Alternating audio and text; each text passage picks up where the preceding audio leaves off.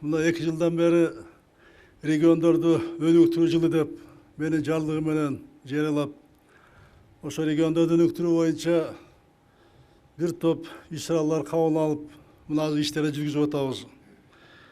Айрыкча ошо региондогу жашап аткан элибизге шарт түзүп, ички жана сырткы миграция күчөп атат. Ошону токтотуш боюнча, жумуш орунду түзүш боюнча, ошо алыскы бийик тол райондорунда, элет жеринде, ошол жердеги элибизди, жаштарыбызды кармап калуу боюнча мына иштерди жүргүзүп атабыз. Айрыкча акыркы 2 жылда ошол элет жериндеги ишкерликке шарт түзүү боюнча мына көп маселелерди карап, абдан көп жеңилдиктер берилди.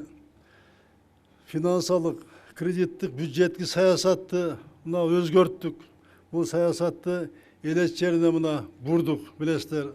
Ошо элет жериндеги иштеп жаткан айыл чарбачылыктан өндүрүлгөн продукцияны кайра иштеткен ишкерлерге, желиктүү ишкерлерге 80%га чейин мына билесиздер, кошумча нарк салыгы кыскартылды.